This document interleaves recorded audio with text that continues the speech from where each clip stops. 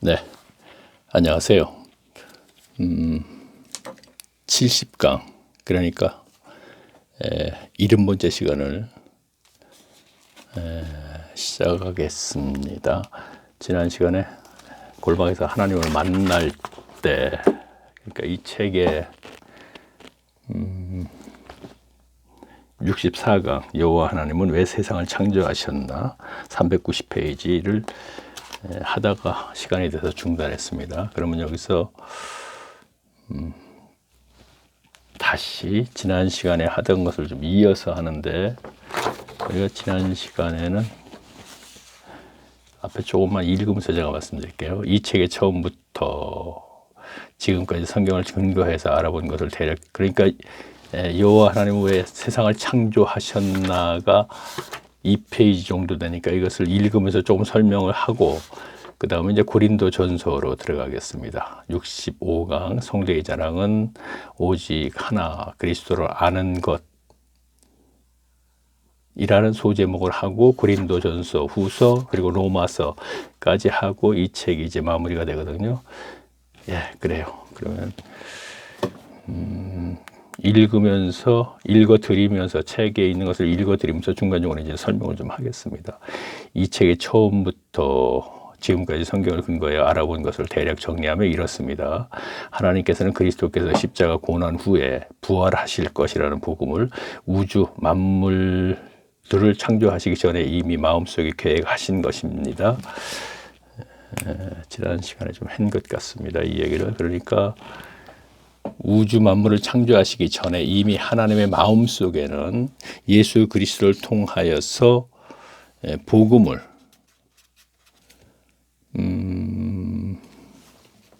이루실 것을, 복음을 통하여서 이 세상에 하나님 나라를 세우실 것을 계획하시고, 이미 계획하시고 예정이라고도 해도 되겠네요.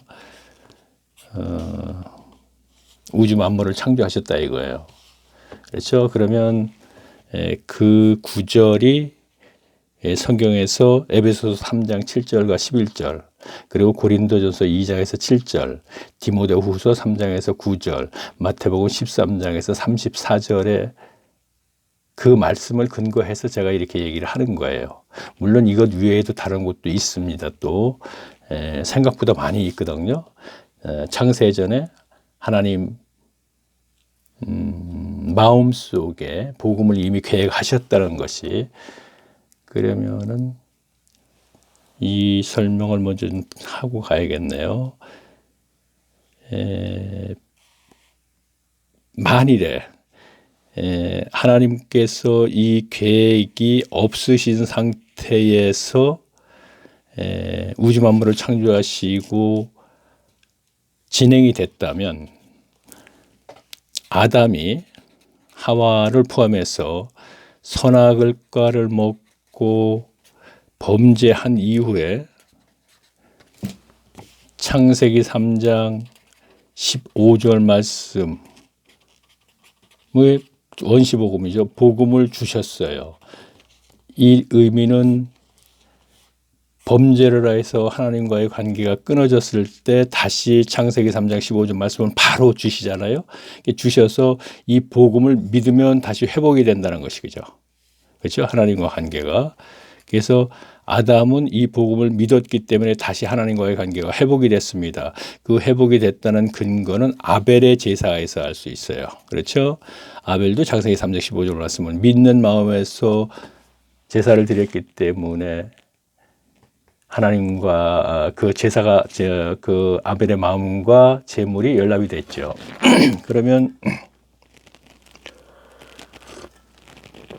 만일에, 그래서 제가 아담과 하와가 범죄하게 된 선악과를 따먹는 것은 필연적이라 그랬습니다. 그렇죠? 만약에 이것이 이렇게 진행이 되지 않고 하나님이 우주 만물을 창조하셔서 복음을 이미 계획하시지 않고 우주 만물을 창조하셨어요. 그래서 에덴의 동방 에덴의 동산을 창설하시고 아담과 하와를 살게 했는데 사탄이 침투를 하여서 범죄케 해서 하나님이 곧바로 회복시키기 위해서 창세기 3장 15절 말씀을 줬다면 사탄이, 그렇죠, 하나님이 사탄보다 열등한 것이 된다는 얘기죠. 그렇죠? 사탄이 하나님보다 우월한 존재가 된다는 것이죠. 그건 있을 수가 없는 거잖아요. 그렇게 되면은 보통 그렇게 알고 지금 설교자들이 설교를 하기 때문에 그 내용을 가만히 들어보면은 사탄으로 말미암아 하나님의 그 경륜이 자꾸 변경이 되는 것 같이 돼버리는 거예요. 그건 있을 수가 없잖아요. 이미 로마서에 보면은 하나님은 시작하시고 과정이 있고 끝을 맺는다 그랬거든요. 그런데 이 과정이, 제가 경륜 이렇게 이제 사이에 이 단어를 집어넣는데 사탄으로 해서 자꾸 변경된다는 건 말이 안 되는 거란 말이에요. 자, 그러면 그렇죠. 여기서 하나 더 얘기할 거 있다면은 우리가 누가복음에 가게 되면은 서두에 예수님께서 4번 성령의 이끌림을 받아 광야에 나가서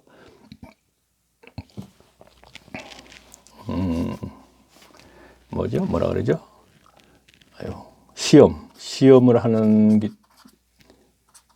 구절이 있죠. 그런데 그 구절에 보면 제일 마지막에 3번째 시험에서는 마귀가 예수님에게 하는 얘기가 내가 나를 경배하면, 섬기면 이렇게 되는 것이죠.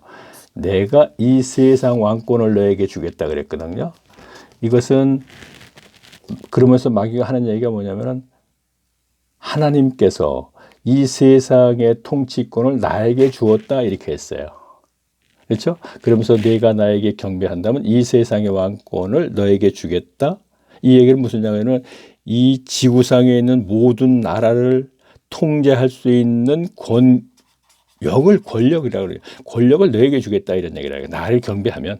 그랬더니 예수님이 마귀를 섬기지 않고 세상의 임금이 아닌 하나님의 나라의 임금을 하시기 위해서 십자가를 지신 거잖아요. 자, 이것은 조금 전에 제가 얘기했던 것을 성경적인 근거로 얘기했으니까 전부 종합해서 생각해 보면은 지금까지 우리가 알고 있었던 창세전의 복음 이 문제를 모르고 진행이 되는 상태. 그러니까 창세기 3장 서부터 선악과를 따먹고 범죄하게 됐고 이러한 것들을 설교자들의 설교를 통해서 들을 적에는 거기서부터 이 복음을 창세전에 이미 계획했다는 걸 모르는 상태에서 들으면 사탄이 의해서 하나님의 경륜이 자꾸 변경이 된다 이렇게 생각이 된다는 얘기죠. 근데 있을 수가 없는 일인데 그냥 교인들은 그렇게 들어왔어요. 그냥 잘못된 것이죠. 자, 그러면 그것을 알고 우리가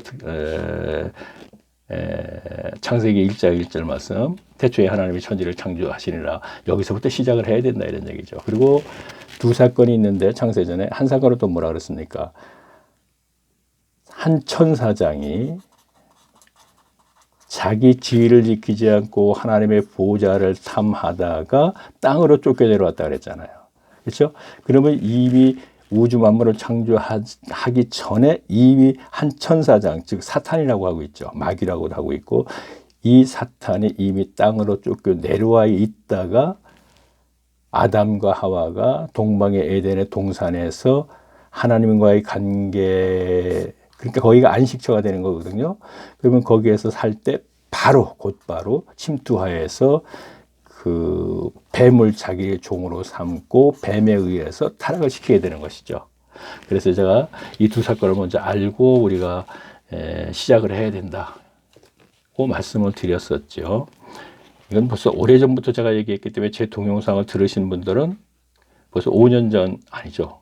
이 얘기는 제가 네이버 카페 글을 올 적에 이미 2012년부터 하던 얘기거든요. 그러면 적지 않은 분들이 제 동영상을 들으신 분들이 있기 때문에 최태철에서부터는 1700분 정도가 동영상을 들었으니까 최소한도 한 500명은 이 내용을 알을 거예요. 아마 이 내용을.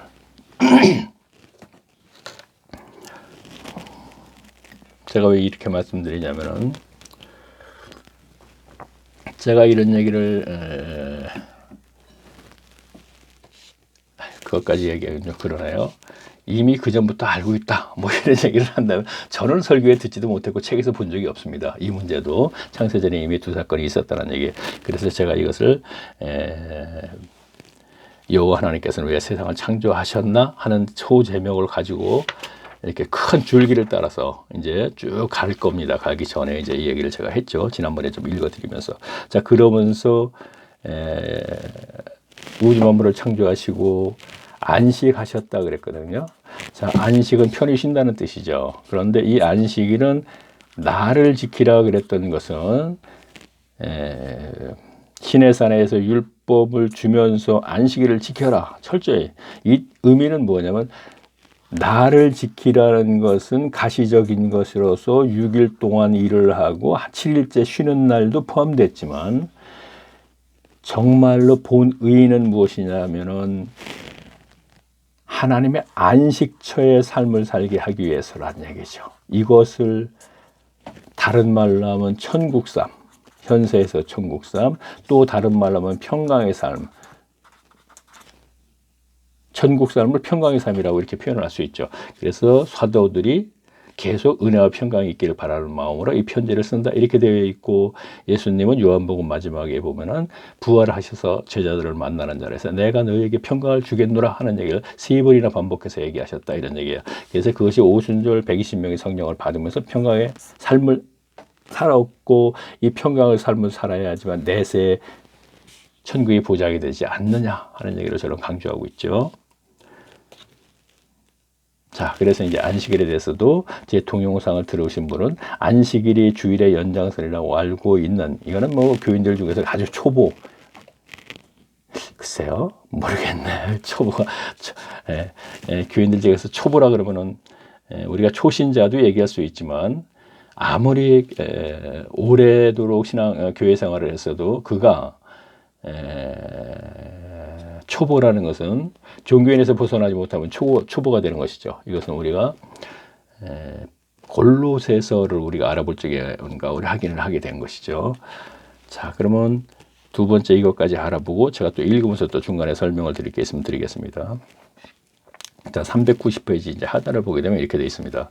그리고 하나님 나라 백성이 될 사람인 아담을 하나님을 형상과 모양으로 자, 형상과 모양으로 창조했다 그랬었죠. 자, 이것도 아주 간단해요. 이것을 보통 설교자들은 그리스도가 하나님의 형상으로 창조했다 뭐 하면서 얘기하면서 마치 교인들이 하나님의 형상과 연결을 시키거든요. 그건 전혀 아닌 얘기예요. 자, 이건 창세기 1장 26절 말씀이거든요. 자, 이 부분에서는 제가 지성과 감성과 의지, 하나님의 형상과 모양으로 창조했다는 것은 사람을 지성과 감성과 의지가 있게 창조를 했다 이런 뜻인데, 이거는 인격이죠. 그러면 인격체로, 그러면 하나님도 지성과 감성과 의지가 있잖아요. 그러니까 하나님이 인격체이시기 때문에 인간도 그렇게 창조를 하셨다 이런 뜻입니다.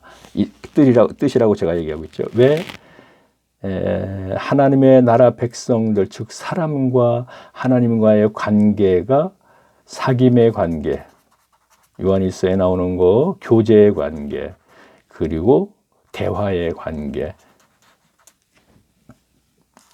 이런 관계를 유지하시기 위해서 자기 백성과, 그러니까 로봇과 같은 관계가 아닌, 그렇죠? 그래서 사귐과 대화, 교제와 대화의 관계를 성경에서 우리가 증거를 잡는다면은 아담도 하나님과 대화를 했죠. 아담 범죄한 후에 내가 어디 있느냐 하면서 숨었느냐. 그 다음에 하물며 가인하고도 대화를 했지 않습니까? 내 아우가 어디 있느냐 그랬더니 내가 아우를 지키는 자이니까 뭐 이렇게 대화가 되고, 그 다음에 뭐 노아, 그 다음에 아브라함도 계속 보면은 그 아브라함에 대한 그 기록을 보면 계속 대화, 그렇죠? 그 다음에 모세 역시 마찬가지고, 우리가 신약성경에서 유일하게 바울 다메섹 도상에서 만날 때 네 신이니까, 그러니까 예수님이 내가 핍박하는 예수라 뭐 이렇게 얘기하는 거, 대화의 관계. 그러면 오늘날에도 그러면은 대화의 관계, 성경 속에서 있었던 일처럼 그거는 아니에요.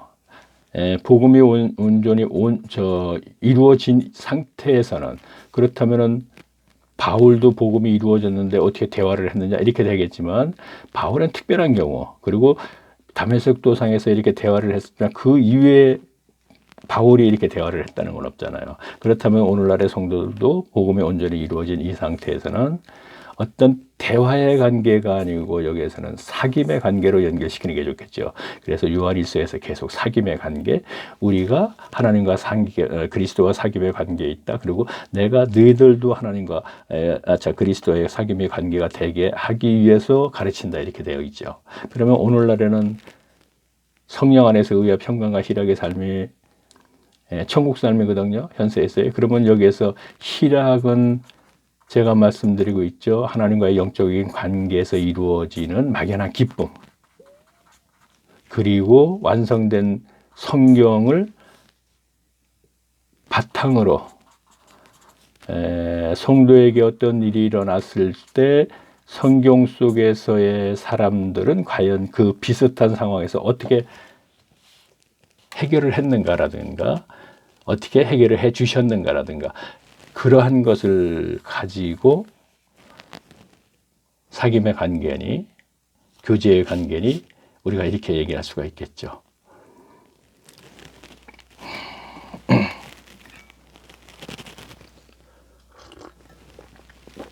자, 계속 한번 책에 있는 걸 더 읽으면서 또 제가 중간에 설명을 하겠습니다. 자, 그리고 하나님 나라 백성이 될 사람인 아담을 하나님은 하나님의 형상과 모양으로 창조해 주셨는데, 이 뜻은 사람을 지성과 감성과 의지를 갖춘 인격체로 창조하셨다는 의미로 앞으로 하나님의 나라 왕이 되실 예수 그리스도 하나님의 백성과의 관계를 인격적으로 하시기 위해서입니다. 자, 조금 전에 설명을 드렸죠.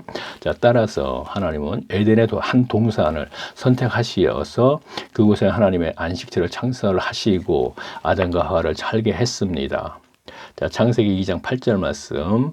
하지만 창세전에 범죄하여 땅으로 쫓겨 내려온 타락한 천사인 사탄에 의해 아담은 하나님과의 관계가 단절되면서 이번에는 사탄의 형상과 모양으로 갖춘 사람이 되고 말았던 것입니다. 자, 창세기 5장 2절 말씀 보면은 2절 말씀과 요일 19절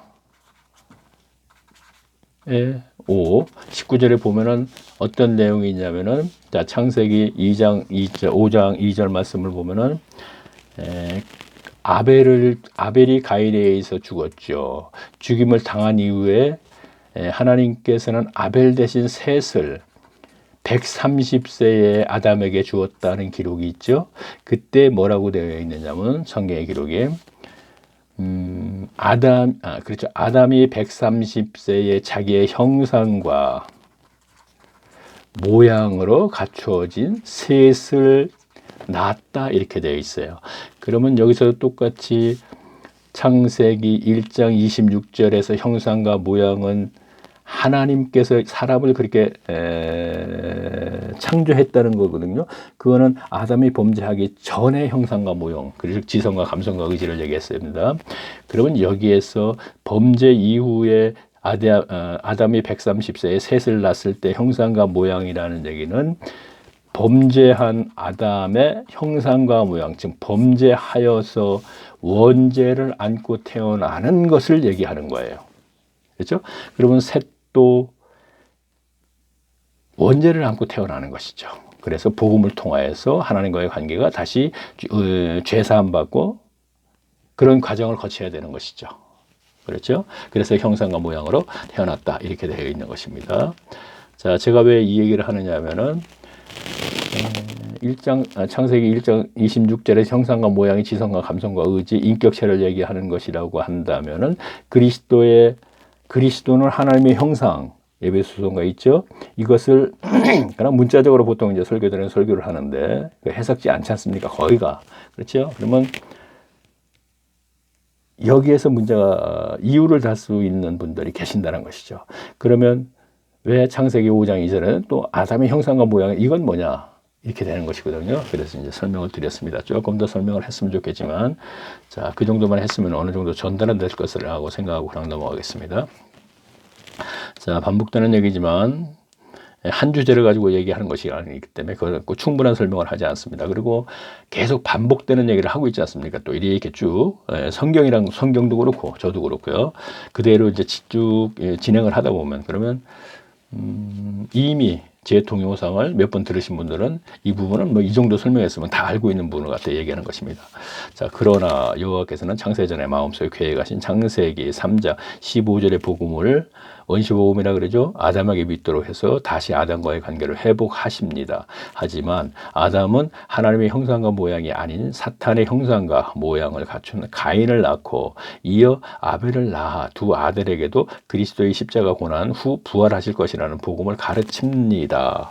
자, 기록은 없어요. 그러나 상황으로 봐서 우리가 가르쳤다는 것이죠. 그래서 아벨과 가인이 제사를 드리지 않습니까? 자, 여기서 이제 참고로 좀 말씀을, 그러면 제사는 의식을 줬냐? 의식은 안 줬어요. 그럼 어떻게 해서 제사를 드리게 되느냐? 그것은 인간이 범죄함으로써 종교심이 생겼다 그랬잖아요. 그렇죠? 성경에. 종교심이 생긴 아담은 종교심에 의해서 자연스럽게 하나님께 무엇인가 제물을 드리면서 제사 행위를 했었던 거예요.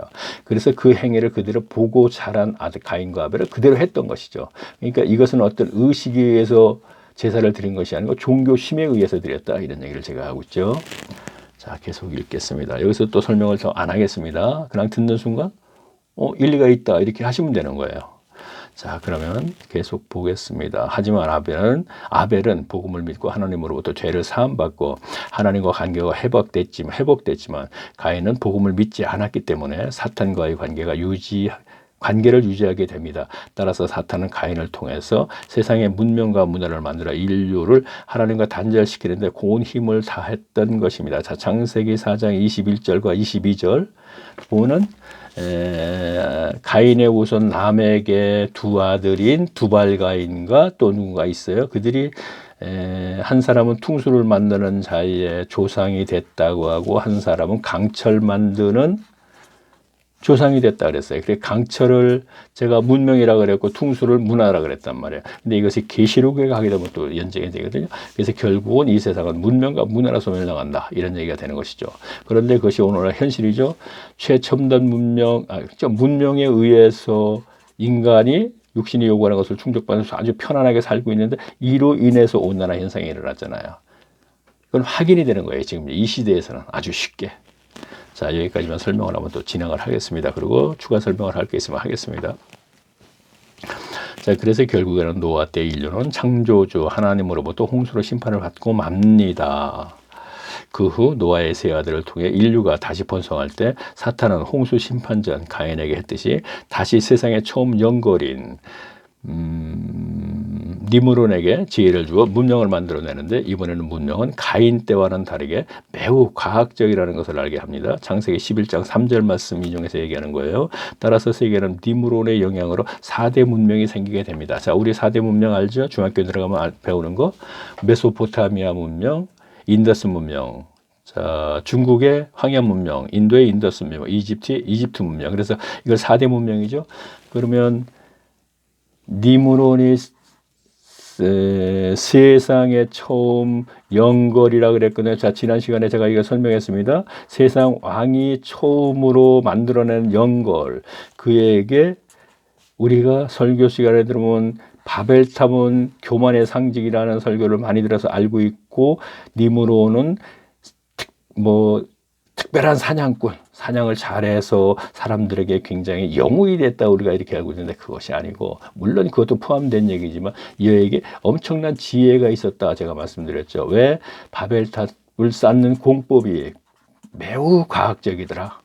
그것은 흙벽돌을 찍어서 불에 구워서 이것이 적벽돌이 되면은 이것을 갖다 역청으로 쌓았다 이거야. 그렇게 성경이 창세기 11장 3절 말씀을 그대로 옮기는 거예요. 그 문장을요. 그러면 이것은 분명히 어떤 문명을 나타내는 것이죠. 다시 말할게요.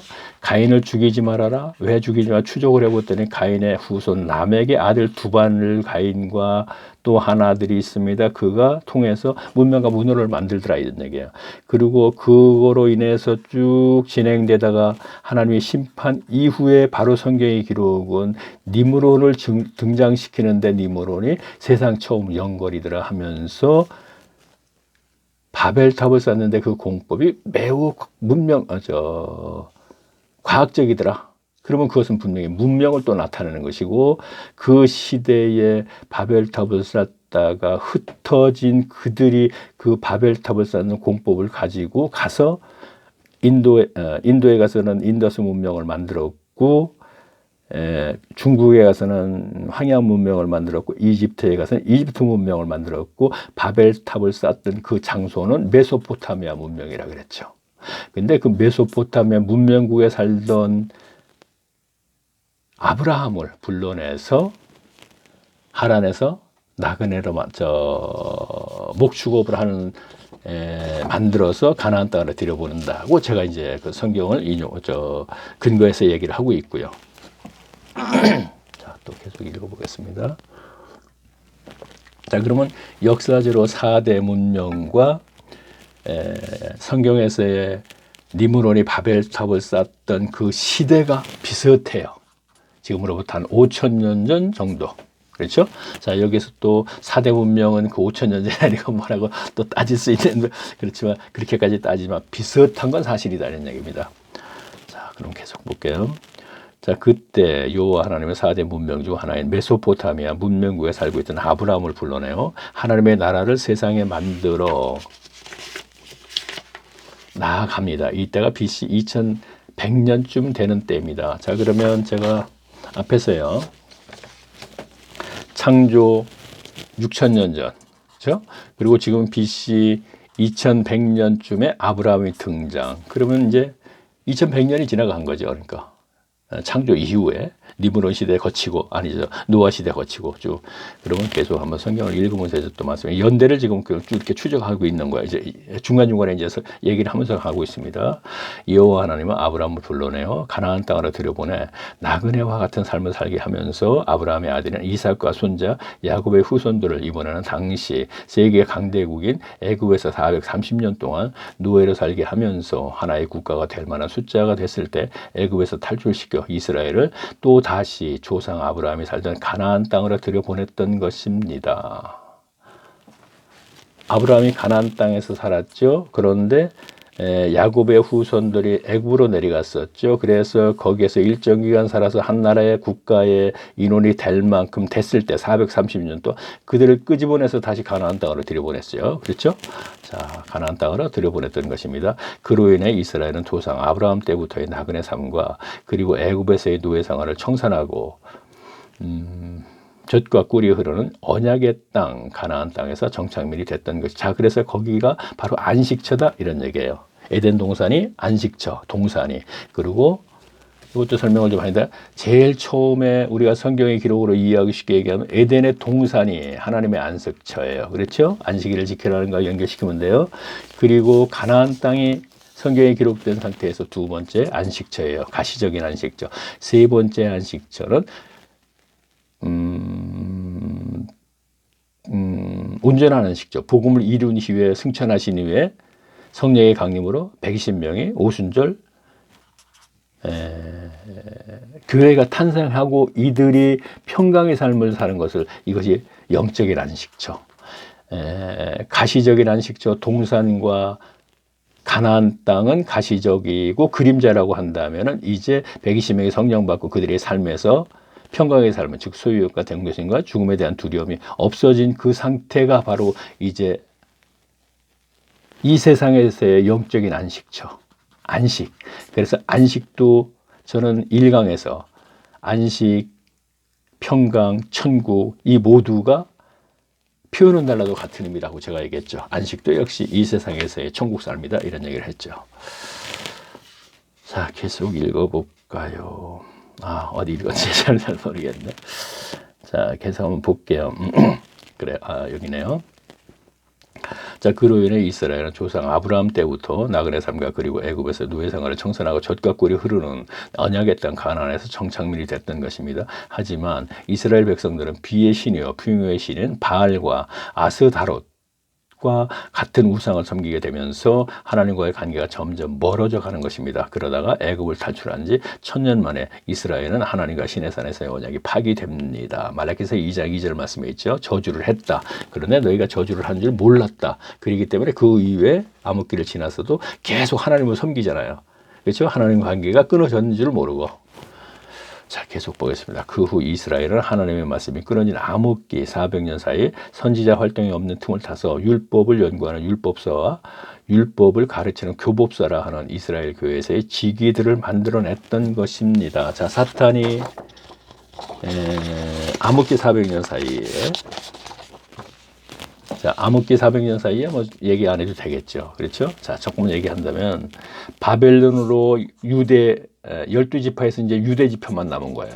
유대인들이 바벨론으로 가서 70년 연단받고 돌아와서 그게 돌아온 이후에 기록이 에스라서, 느헤미야서 이렇게 되거든요. 스가라서 학개서도 마찬가지지만 그렇게 되는데 이때 느헤미야와 에스라로 말미암아 잠깐 회복이 됐습니다. 그런데 다시 또 타락을 하게 되죠. 제사장인 엘리야십이 도비아라는 사람과 함께 도비아에게 11조 반까지 내주는 정도로 이제 타락을 해버리거든요. 근데 그 내용이 바로 말라기서 내용이에요. 그래서 11조 얘기를 하는 거거든요. 자, 그러면 그 이후에 선지자 활동이 없어요. 끊어졌을 적에 암흑기 400년 사이가 있죠. 그렇죠? 알죠? 자, 말라기서가 기록하고 끝나고 예수님이 오시는 그 사이가 400년 정도 되는데 이거를 하나님의 말씀이 끊어졌기 때문에 암흑기라 그런다 이런 얘기입니다. 이 사이가 세계 정세는 바벨론이 헬라에게 아니죠. 자, 그리스, 페르시아 제국이라 그러죠. 그게 멸망하고 페르시아 제국이 그리스 제국에 멸망하고 그리스 제국이 또 역시 알렉산더가 요조를 하면서 이 세계의 강국이 로마가 부상을 하게 되죠. 이 사이가 암흑기 400년 사이에 일어났어요. 이때 그렇죠. 이때 조금 전에 말씀드렸던 사탄은 쉽게 얘기해 그 신학을 만들어 놓은 거야. 신학교를 하나님 신앙에서 만든 거예요. 그것이 율법사는 율법을 연구한 사람이죠. 근데 교법사는 율법사 중에서 가르치면 교법사가 되는 거예요. 그리고 교법사의 일정 기간 가르침 받으면 서기관이 되는데 서기관이 유대교의 선생들이죠. 그렇죠? 이건 너무나 잘 알고 있는 거죠. 근데 우리는 그렇게는 알고 있는데 이들이 신학교라는 걸 몰라요. 율법사는 뭐죠? 하나님의 율법을 연구해서 알아내니까 신학이죠. 자기의 지혜와 지식으로 학문으로 신에 대해서 연구해서 알아내는 사람들. 근데 그 알아낸 것을 가르치면 교법사가 되는 것이죠. 그러니까 이들이 독사의 자식들이라 그러는 거야. 자기 능력으로 자기 지혜로 성경을 연구해서 알아낸 것을 가르쳐서 그들의 서기관을 만들어서 서기관이 그들이 유대교의 교인들을 가르치니까 그들이 거짓들이 되는 것이죠. 바른 본 의를 가르치는 것이 아니고 요즘 말로 하면 이제 문자적으로만 그냥 계속 가르쳤던 것. 그렇기 때문에 독세의 자식들이고 잘못 가르쳤기 때문에 지옥 자식으로 계속 만들어 나갔기 때문에 그리고 백성들도 독세의 자식들이었다는 것을 제가 1강에서 제일 처음에 그것을 계속 제가 얘기를 하면서 이제 진행을 하고 했죠.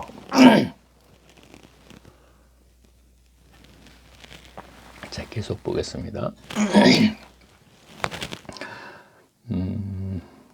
그래요. 자꾸 지금 제가 잠을 좀 많이 안 잤습니다. 그래서 자꾸 헷갈리네. 자, 어디인가. 그래요. 제가 읽으면 이제 또 그 후 이스라엘은 하나님의 말씀이 끊어진 암흑기 400년 사이 선지자 활동이 없는 틈을 타서 율법을 연구하는 율법을 가르치라. 그렇죠. 읽었네요. 자, 조금 전에도 설명을 드렸었죠. 그리고 교법사에게 일정 기간 가르침을 받으면 주어지는 직위는 서기관이라 하는 자, 율법사, 교법사, 서기관이라는 직위가 생겼고 그로 인해서 유대교 선생들이 됐었고 그것이 신학이다 이런 얘기죠. 그래서 최초의 사탄이 신학교를 그때 만들었다. 제가 이렇게 얘기하고 있죠. 되겠죠. 자, 그리고 교법사에게 일정 기간 동안 가르침을 받으면 주어지는 직위는 서기관이라 하여 이들은 유대교에서 교인들을 가르칠 수 있는 선생들입니다. 이거야 너무나 알고 있는 거잖아요. 그러나 이러한 구체적인 설명을 들어보지 못했지만 들어보니까 그거 그러네 그럴 수 있잖아요. 율법사, 율법을 연구하는 사람. 교법사, 교법은 뭐야? 가르치기를 잘한다 이런 뜻이죠. 그럼 율법사가 가르치면 교법사가 되는 거예요. 그래서 마태복음이나 복음서에는 바리새인과 서기관 이렇게 돼 있잖아요. 바리새인과 하면 그거는 바리새인과 하는 게 바리새인은 율법사와 교법사를 포함시킨 얘기, 서기관은 또 다른 얘기죠. 직위가 세 개가 있는 거예요. 자, 계속 볼게요. 그리고 조금 전에 읽었군요. 이렇게 볼 때 이스라엘 교회는 오늘날로 말하면 신학교가 하나님 말씀이 끌어진 암흑기 400년 사이에 만들어진 것입니다. 자, 그렇죠. 사탄이 만들었다. 우리가 이렇게 보면 되겠죠. 그리고 하나님의 때가 참에 창세전 하나님의 마음속에 계획했던 복음을 이루실 예수 그리스도께서 자기 백성을 자기의 죄를 구원하시려고 세상에 오신 것입니다. 그러니까 암흑기니까 선지자 활동이 하나님의 말씀이 끊어졌을 때 만들어진 것이다 이 얘기예요. 그래서 우리가 가시적으로 보면 율법사나 교법사가 이들이 만들었다 생각하지만 이거는 사탄의 계략이죠. 어차피 이들은 독사의 자식들이라 그랬지 않습니까? 예수님이. 그리고 사탄에 의해서 만들어진 종, 즉 뱀들이라는 얘기죠. 그래서 마태복음 23장에 이 뱀들아, 이 독사의 자식들아 그러잖아요. 그러면 그 뱀들아 하는 건 하와를 미혹한 뱀 얘기하는 거죠. 너희는 그런 역할을 하는 그들이다 이런 얘기입니다. 오늘날 제가 목회자를 그렇게 얘기하고 있죠. 말도 안 돼. 율법사, 교법사, 서기관들도 오늘날의 목회자보다 더 존경받던 사람들이고 더 거룩한 사람들 같이 보였던 사람들이란 말이에요. 그러니까 예수님이 십자가에 못 박혀 돌아가신 거예요. 어떻게 말도 안 돼. 오늘날 제가 목회자 얼마나 거룩해 보입니까? 이 세상 사람과 구별되게. 또 교인들과 구별. 그런데 저는 싸잡아서 이게 뱀이다 이렇게 얘기하고 있잖아요. 참 기가 막히겠네요. 예? 인지도 없고 구석에서 알지도 못하는 사람이 말같지도 않은 소리를 지금 한다 그럴 거 아닙니까? 예, 성경 속에 예수님도 그런 대접을 받았어요. 말같지도 않은 사람. 저 나사렛 총구석에 살았다니 말도 안 되는 소리 하고 있어. 그러니까 예수님의 가르침을 받아들이지 못하는 것이죠. 오늘날 제 얘기도 똑같은 겁니다. 참 어이없다 그러겠죠? 그렇죠? 자, 어이없어 어떻게 합니까? 저에게 드러내준 것이 이거니까 저는 이것을 얘기할 수밖에 없는 것이죠. 자, 계속 보겠습니다. 자, 제 얘기가 아니에요. 자, 하나님께서 이렇게 멋져져 얘기하래요. 성경 근거에서 성경의 비밀을 다 본의를 다 드러내주니까 종합적으로 얘기하고 있는 거잖아요. 자, 계속 보겠습니다. 그리고 예수님은 공생이 3년 반이 됐을 때 예루살렘 고다 언덕에서 십자가 고난으로 복음을 온전히 이루고 승천하신 것입니다. 그 후 이스라엘의 명절 오순절에 승천하신 그리스도께서 다시 성령으로 강림하셔서 유대 예루살렘에는 드디어 영적인 교회가 탄생하게 된 것입니다. 이때가 AD 30년입니다. 자, 그러면 창조 이후에 4030년 됐을 때, 4030년이 지나간 때죠. 그렇죠? 자, 하지만 예루살렘 교회의 탄생, 20년 만에 예수님에게 사탄의 종들도 낙인 찍힌 유대교의 지도자들인 바리새인들과 서기관들에게 예루살렘 교회는 장악을 당하고 맙니다. 자, 사도행전 15장 5절 말씀을 보면 알아요. 그로 인해 15장 5절? 아니에요. 사도행전 15장 내용은 공의회 해가지고, 자, 공의회 해가지고 설교 시간에 많이 들었죠. 그 내용이 바로 바리새인들에게 예루살렘 교회가 장악을 당한 내용이에요. 근데 공의회 해가지고서 뭐 이모저모 얘기를 합니다. 지금 뭐 베드로가 얘기하니까 또 그랬고 뭐 야고보가 얘기했고 그러한 설교를 들었으니까 이 공의회의 결과가 무엇인지 교인들은 몰라요. 근데 그 내용을 보게 되면 이때부터 이미 예루살렘 교회는 바리새인과 율법사, 교법사, 서기관들에게 장악이 됐구나. 그러니까 바울도 안디옥 교회에 와서 할례시키고 문제를 삼는 그 어떤 사람들에 대해서 예루살렘 교회에 가서 문제를 해결하려고 했더니 거기 갔더니 바리새파 중에 어떤 사람들이 나와갖고 아니 할례 주고 율법 지키게 하는 게 마땅한데 뭐 이거 갖고 와서 왈가왈부하느냐. 그러니까 바울도 꼼짝 못하고 다시 돌아가 버리잖아요. 그렇죠? 그러고 가서 바나바에게 안 되겠다.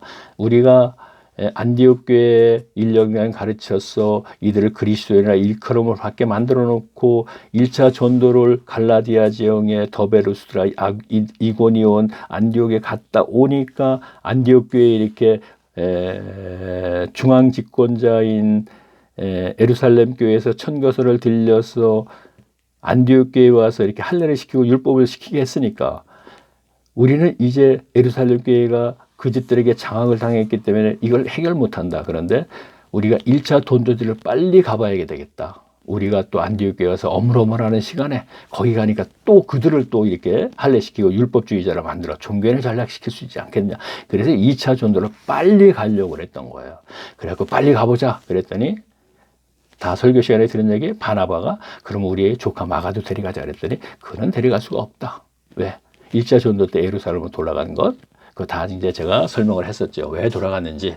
그 역시 또 설교자들이 또 분분하게 어떤 사람은 이런 얘기하고 어떤 사람은 이런 얘기하니까 성경의 본의가 아닌 걸 자꾸 계속 그런 식으로 얘기하고 들었기 때문에 나 성경 몰라야 하는 결과가 나온다 이런 얘기죠. 자, 이렇게 얘기했죠. 자, 계속 또 읽겠습니다. 자, 지금 제가 이렇게 얘기하는 거는 설교 시간에 들은 얘기가 과연 그렇게 연결을 시켜서 충분히 이해할 수 있는 얘기로 충분히 제가 설명을 한 거예요. 그렇죠?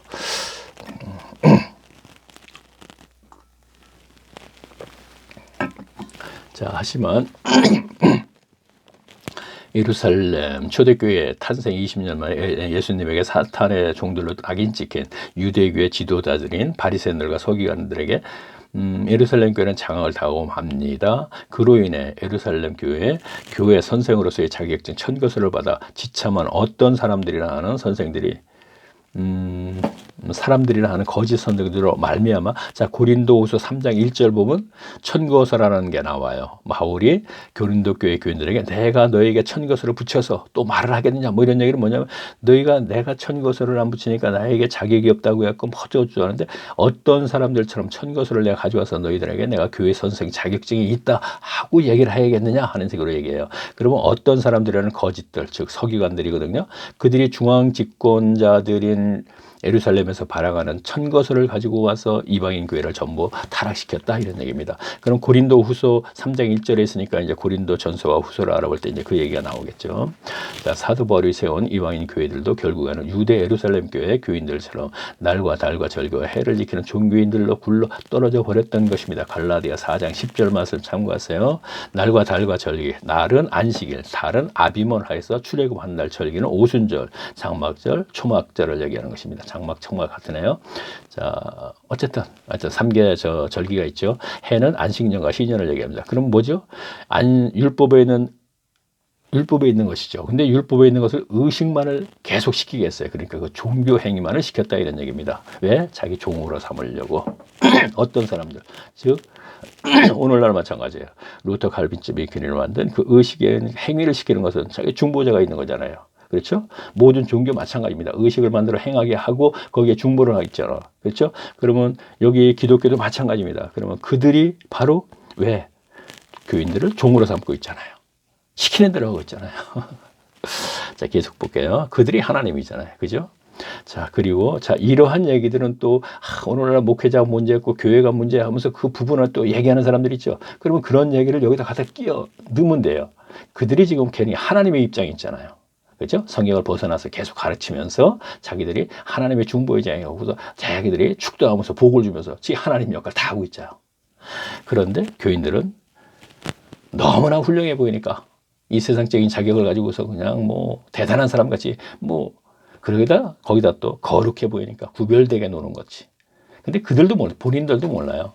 예수님 시대에 바리새인과 서기관들 그랬듯이 본인들도 몰라요. 자기들이 주의 종으로 알고 있단 말이에요.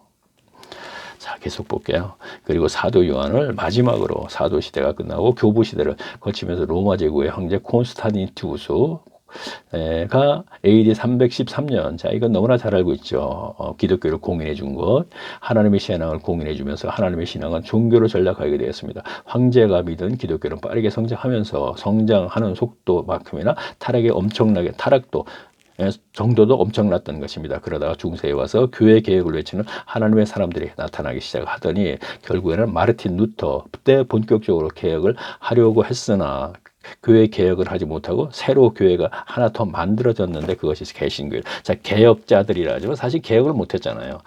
개혁을 했다면 카톨릭을 바꿔놔야 되는데 사실 못했죠. 그래서 종교는 개혁이라는 게 없어요.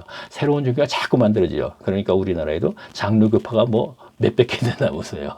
자꾸 만들어요. 개혁을 못 시킵니다, 절대로. 그러면 몇백 개가 왜 됐겠습니다. 아, 잘못됐다 생각하기 때문에 또 하나 만들고 이렇게 되는 거거든요. 근데 그것을 고치지 못한다는 얘기죠. 그래서 종교는 자꾸 만드는 거예요. 자, 그러다가 중세에 와서 교회 개혁을 외치는 하나님의 사람들이 나타나. 자, 그렇죠. 조금 전에 읽었네요. 하지만 개신교 또한 출발부터 잘못된 것은 루터 칼빈 쯔빙키리가 만든 인위적인 예배 의식입니다. 하나님의 나라 교회는 바울과 같은 사람이 있어서 성경의 말씀은 체계적이며 지속적으로 가르쳐야 하는 것입니다. 그랬을 때 살아있는 말씀이 역사하여 구원을 이루도록 주는 것입니다. 자, 히브리서 4장 12절 말씀. 자, 하나님의 말씀은 살았고 운동력이 있어. 알죠? 자, 제가 암기력이 없으니 다 못합니다, 지금. 그렇지 않아도 지금 빨리 해야 되는데 그것도 생각하면서 할 수가 없어요. 아시니까. 자, 그런데, 아시니까 하는 얘기는 제 동영상을 다 듣고 다 아는 분들에게 얘기하는 거예요, 지금은요. 그렇죠? 다 아는 건데 이렇게 할 거예요. 그러나 한번 하면서 가는 거죠. 자, 그런데 신학교에서 배출된 사람들이 성경을 가르치지 않고 인위적인 예배식에 의해 예배 행위만을 지속적으로 시키는 바람에 결국에는 개신교의 교인들 또한 종교인을 전락하게 된 것입니다. 오늘 현실 얘기하는 거예요. 그렇죠? 자, 그러니까 지금 현실이 있지 않습니까? 루터 칼빈 쯔빙키리가 만든 인위적인 의식에 의한 종교 행위를 그걸 계속 시키잖아요. 그러면 종교인이 되는 거잖아요. 그렇죠? 종교인이 돼버리게 되면 어떻게 하나님과 관계가 끊어지는 거예요. 왜?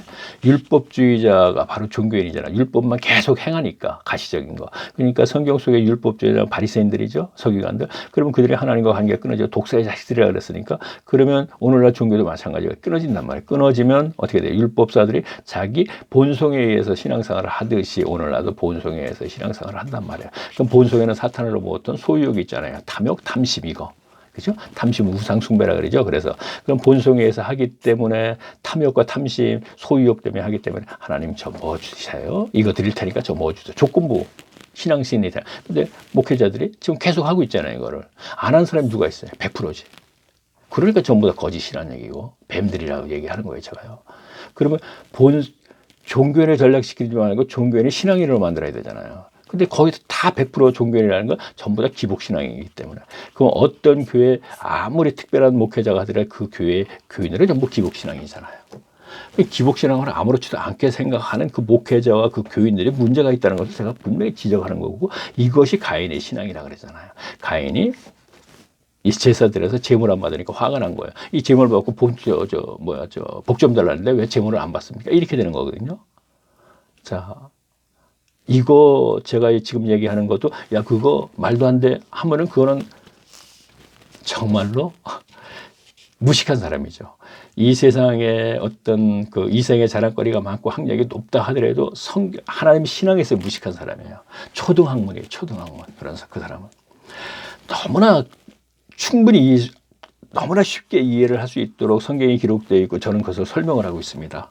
그죠? 제가 감히 제가 쉽게 설명했다고 얘기하고 싶지 않아요. 그대로 설명한 거예요. 너무나 쉽게 기록이 되어 있잖아요. 지금요. 자, 계속 보겠습니다. 지금 시간이 다 가고 있으니까 제가 이것만 마무리 짓고 다음부터 이제 고린도전서에서 요점 정리만 합니다. 지금 로마서하고는 한 절 읽고 계속 나가지는 않고요. 책이 정리가 이렇게 되어 있다 이런 얘기입니다. 자, 계속 읽어볼까요? 자, 그리고 개신교가 만들어지고 500년이 지난 오늘날 한국교회 또한 루터 칼빈 쯔빙키리가 만든 예배식에 의한 예배를 개신교의 전통이라 하며 고수하고 있으네. 자, 그러면 제가 예전에 막 따지면 그들이 뭐라 하냐면 나중에 결론 전통입니다. 그런단 말이에요. 전통도 지켜야겠습니다. 이런 얘기거든요. 이해가 가요. 사회에서의 문제 얘기는 그러나 하나님 신앙에서는 안 되는 거예요. 전통이 뭐냐면은 성경에서는 뭐냐면 유전이라고 그랬단 말이에요. 자, 마가복음 7장에 있어요. 너희가 유전을 지키려 하나님의 계명을 버렸다 이런 얘기다. 자, 유전은 조상 대대로 끼쳐 내려오는 무엇을 얘기하는 것이거든요. 그러면 그것이 전통이잖아요. 그러면 오늘날에도 루터 칼빈 쯔빙키린이 개신교를 만든 사람들이니까 500년 전 개신교를 만든 조상이죠. 그들이 만든 것을 계속 하고 있으니까 유전이죠. 성경의 마가복음 7장에서 너희가 유전을 지키려고 계명을 버렸다, 말씀을 버렸다. 그래서 너희는 독사의 자식들이다. 너희가 루터 칼빈 쯔빙키리를 만든 유전을 지키려고 성경을 버렸구나. 그러니까 지금 그들이 뱀이고 독사의 자식들이라 그러는 거예요. 성경에 있는 걸 그대로 인용하는 겁니다. 지금요. 마태복음 7장 너무나 잘 알고 있죠. 너희가 유전을 지키려고 분명히 계명을 버렸다. 너희가 전통을 지키려고, 루터 칼빈쯤에 유전이죠. 지키려고 예배식에 예배 행위가 마치 하나님께 받으신다, 하나님이 드린다, 말도 안 되는 얘기를 가지고 하고 있거든요. 교인들은 모르니까 속고 있고 계속 그 행위를 하고 있거든요. 그래서 문제가 발생되고 있는 것이고, 그러면 이것을 분명히 성경을 벗어났기 때문에 벗어난 짓을 계속 하니까 이거는 성경을 벗어나 계명을 버린 것이죠. 자, 계속 보겠습니다. 이렇게 볼 때 세상의 교회가 타락한다는 것은 필연적인 것입니다. 자, 그렇죠. 지금 그것은 뭐 제 동영상을 들어야지 알겠네요. 오순절 때 잠시 잠깐 초대교회 때만 이제 성령의 강림으로 탄생한 것이 온전한 교회였죠. 그리고 또 온전한 교회를 찾는다면은 아담과 하와가 범죄하기 이전에 잠시 잠깐 에덴 동산에서 1년도 안 됐을 때, 1년도 못 살았어요. 왜냐하면 아담과 하와가 결혼해서 아이를 낳기 전이니까 1년도 안 됐을 때잖아요. 그렇죠? 그때 무슨 피임이 있고 그런 거 아니니까. 그러면 1년도 안 돼서 아담과 하와가 타락을 해버렸고, 초대교회에도 내가 볼 때는 최소한 15년도 안 돼서 사도들이 떠나자마자 다 타락이 돼버리고 마는 거예요. 자, 계속 보겠습니다. 이렇게 볼 때 세상의 교회가 타락한다는 것은 필연적인 것입니다. 그런데 한국 교회가 타락하지 않았기에 교인들 모두가 천국을 간다면 이것은 인류 역사상 최초로 타락하지 않은 교회가 되는 것입니다. 지금 제가 한국 교회 교인들을 여기 읽으면 되겠네요. 제가 한국교회 교인들을 대상으로 비꼬듯 말하는 것은 인류 역사상 가장 타락한 한국교회이기에 교인들은 너나 나나 할 것 없이 모두가 천국을 간다고 생각한다는 것을 꼬집는 것입니다. 너나 나나 할 것이 모두가 천국 간다고 생각하고 있죠. 이것이 타락의 증거라는 얘기예요. 말도 안 되는 얘기잖아요. 예수님도 얘기했어요. 넓은 길을 가는 사람이 많고 좁은 길을 간다 그래서 이게 성도고 이건 가라지거든요. 예수님의 얘기를 완전히 묵살시키는 거예요. 우리 모두 천국 가는 건 세상에 그런 교회 있지도 않은데. 자, 다시 계속 보겠습니다. 천국을 간다는 것이 얼마나 힘든 일이면, 하물며 사도 바울 같은 사람도 하는 말이 자기는 남에게 복음을 전하여 남들은 천국 가게 만들어주고는 오히려 바울은 하나님에게 버림을 받을까 두렵다고 했습니다. 자, 고린도전서 9장 27절. 제가 요절 정리를 하니까 그 정리에서 제가 이제 찾아서 하면서 이제 설명을 더 하겠죠. 그거 보게 되면 이런 내용이 있다, 이런 얘기입니다. 자, 이렇게 가기 힘든 천국을 사람이 만든 의식에 의한 예배 행위를 일삼다가 종교인을 전략하여 기복신앙인들이 되어서 갈 수 있다고 생각하니 어찌하면 되는지 방법을 모르겠습니다. 자, 그러고 이제 제가 65강에는 성도의 자랑은 오직 하나, 그리스도를 아는 것 하면서 고린도전서 1장서부터 요절 제가 이 부분은 제가 설명을 좀 하고 가야겠다 하는 부분만 찾아서 고린도전서, 고린도후서를 쭉 진행을 했습니다. 자, 그러면 이제 시작을 하겠습니다. 시간이 좀 있으니까 8분 정도 되니까. 자, 제가 읽으면서 계속 하겠습니다. 바울이 서신 고린도전서 후서를 보면 오늘날 교회, 특히 한국교회 교인들에게 경각심을 주는 말씀이 많습니다. 자, 참 여기서 설명을 하나 해야겠네요. 제가 마태복음에서부터 마태복음, 마가복음, 누가복음, 요한복음 하고 나서 사도행전을 하고 나서 다음 책이 로마서하고 고린도전서 후서죠. 그럼 그것을 하는 게 맞는 거죠. 그런데 제가 갈라디아서로 띄웠어요.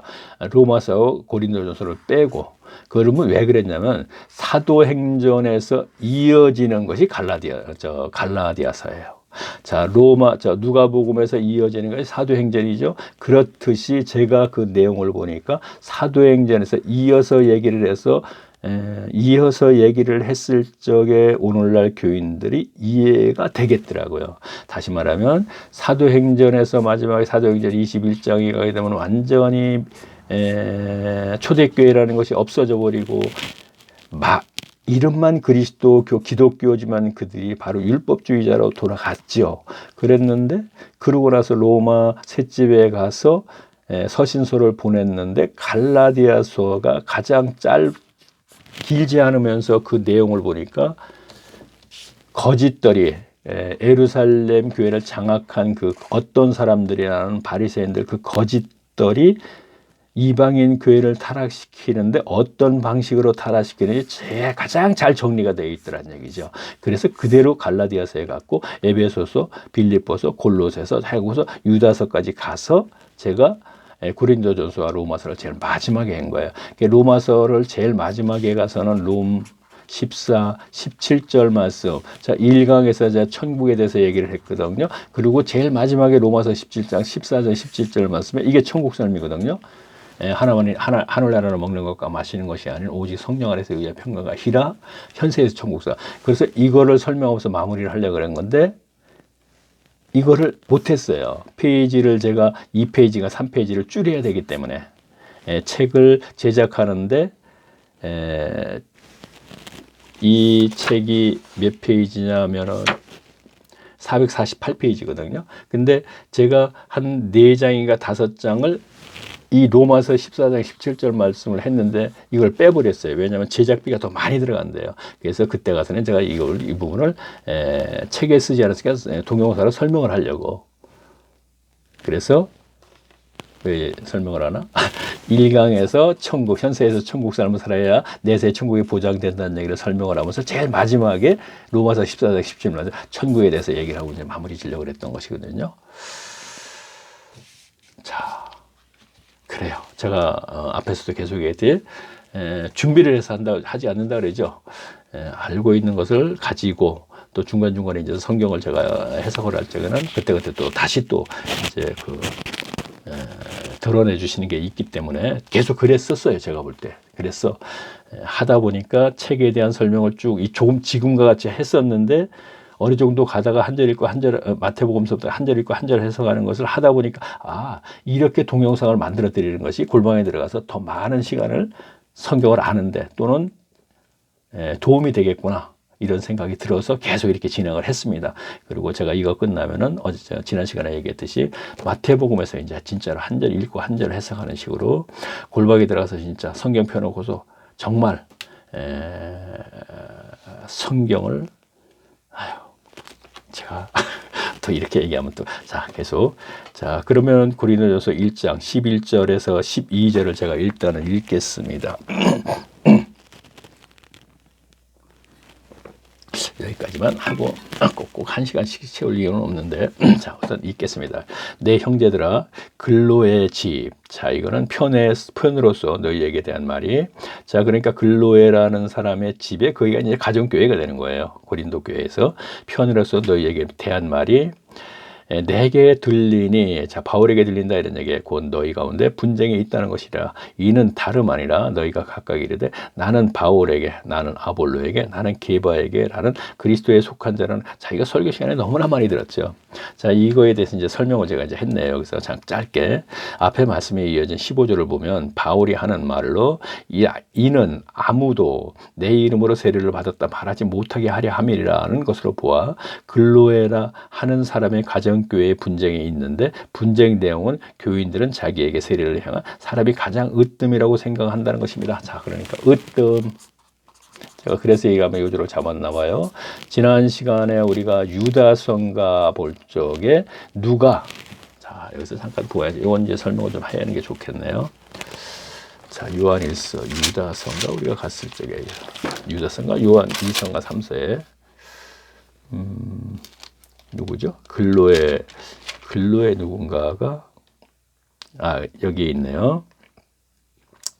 자, 요한 3서 1장 3절 보겠습니다. 제가 있습니다. 내가 두어 자를 교회에게 썼으나 저희 중에 으뜸되기를 좋아하는 디오드레가 우리를 접대하지 아니하고 자, 이는 디오드레라는 사람은 지금 어떤 교회에 거기서 으뜸되고자 한다 이거예요. 거짓이거든요, 이거. 그러면 조금 전에 제가 여기서 으뜸이라는 그 단어를 썼죠. 가장 으뜸이라고 생각하는 그러니까 그렇죠. 고린도 교회에 사역을 한 사람들 중에는 잠깐만요. 그렇죠. 앞에서 말했으니까 아볼로, 게바, 베드로죠. 바울 또는 그리스도에게 세례를 받았다 그랬거든요. 그러면 제가 뭘 얘기를 하려고 그러냐면 이들이 우리 교회에서 가장 으뜸이다 이렇게 주장한다는 얘기죠. 그러면 아볼로나 베드로나 바울이나 그리스도는 이제 영적인 문제인데 이들은 교회에서 으뜸이 되고자 하지 않았어요. 자, 그러면 제가 이것만 설명을 좀 하겠습니다. 그런데 거짓들은 으뜸이 되려고 그러거든요. 네, 교회 연합체는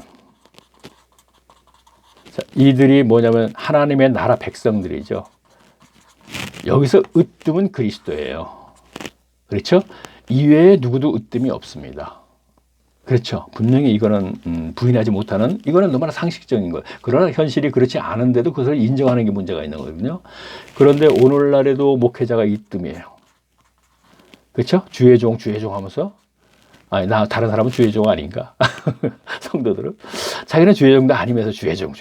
성도들이 주의 종이거든요. 자, 좋습니다. 그거 따지기 전에 그러면 이들이 바로 으뜸이 되고자 하는데 성경 속에서 으뜸이라고 교인들이 아볼로, 게바 이들을 으뜸을 만들어주고 있는 거예요. 제가 그 얘기를 하려는데 무슨 얘기냐. 오늘날도 교회에 목회자를 주의 종이라고 해서 섬기고 그의 축도를 받고 그에 따라서 복을 받으려고 하는 교인들이 문제가 일차적으로 있다는 거예요. 이들이 교회의 으뜸을 만들어 놓는다는 것이죠. 그러면 성경 속에서 아까 요한 3서에서 으뜸되고자 하는 그런 거짓인데 그가 바로 교인들이 만들어주고 있다는 것이죠. 자, 아볼로, 게바 세례를 받았다 그러죠. 이들을 으뜸을 만들어주고 있는 게 교인들이잖아요. 자, 이 얘기를 하려고 제가 이 구절을 제가 뽑은 것이고, 자, 시간이 됐네요. 자, 그러면은 이제 다음 시간에 이걸 이제 다시 조금 생각을 해서 좀 더 설명을 하면서 계속 진행을 하겠습니다. 자, 마지막에 구름 속 무지개. 동영상. 자, 닉네임이죠. 이걸 꼭 클릭을 하세요. 클릭을 하게 되면은 다음 동영상이라는 게 화면에 뜨죠. 이걸 또 클릭을 하세요. 그러면은 제가 청색으로, 일단 녹색이죠. 1강, 2강, 3강 쭉 있습니다. 1강서부터 들으세요. 그래야지. 1강서부터 지금 70강이거든요. 여기까지만 딱 들으면요. 아, 성경이 이 얘기, 성경의 기록이 전체적인 내용이 이런 거구나. 그리고 교회는 어차피 이렇게 생각을 할 수가 있고 어느 정도 기본적인 게 아니고 성경 전체를 안다고 해도 과언이 할 정도 알아요. 그러면 다음에 그럼 끝났잖냐? 물론 끝났어요. 그러나 마태복음에서 다시 시작한다는 얘기는 골방에서 시간을 보낼 때 시간을 보낼 수 있는 자료를 다시 만들어 드린다 이런 얘기를 생각하면 돼요. 그래서 제 욕심이에요. 1강서부터 70강까지를 일단 들으십시오. 듣고 나서 그 다음에 마태복음에서 1강서부터 골방에 들어가서 시간을 보낼 때 제가 모르겠습니다. 아마 300강 정도까지는 하는 것이 맞는 것이 아니겠는가 생각해요. 최소한도 하루에 1시간씩 골방에 들어가서 최소한 1년만 했다 그러면은 말씀이신 그리스도께서 어찌 그에게 관심을 안 가지시겠습니까? 30년 동안 다녀서 나 어차피 천국 간다고 한다면 할 말은 없습니다. 그러나 제 동영상을 듣고 제 글을 보고 나서 문제가 있다고 생각하시는 분이라면 자, 너무 제 욕심인가요? 뭐 제 욕심 낼 거 없어요. 저는 뭐 의무적으로 해야 되는 것이니까 제가 이렇게 해야지 드러내 주신 걸 제가 이렇게라도 해야지 저도 역시 천국 갈 수 있는 보장이 되는 것이죠. 천국 사람을 살면서 제가 해야 할 일을 하는 것입니다. 저 왜요? 천국 가기 위해서요. 그래서 하는 것입니다. 제가 뭐 목회자들처럼 무슨 그거 갖고 내가 밥 먹고 사는 것도 아니고 제가 뭐 박수 받고 제가 무슨 존경받고 그런 것도 아니지 않습니까? 그렇죠? 그러니까 현재 입장에서는 그런 것이고 앞으로도 이것을 원하는 사람이고 여기서도 75세에 뭘 하겠습니까? 저를 시키려고 하면서 일찍 시켰겠죠. 그러나 하나님은요. 제가 무엇을 하는 게 중요한 게 아니고 첫째는 제가 천국을 갈 수 있도록 구덩으로 굴러 떨어지지 않고 천국까지 데려가는 것이 1차적인 목표예요. 그리고 너를 통해서 무엇인가 하시는 건 두 번째 문제예요. 저는 그렇게 알고 있어요. 성경 속의 인물들도 보면 그렇다고 생각합니다. 자, 그러면은 다음에는 71강이 되겠네요. 다음 시간에 또 뵙겠습니다. 안녕히 계십시오.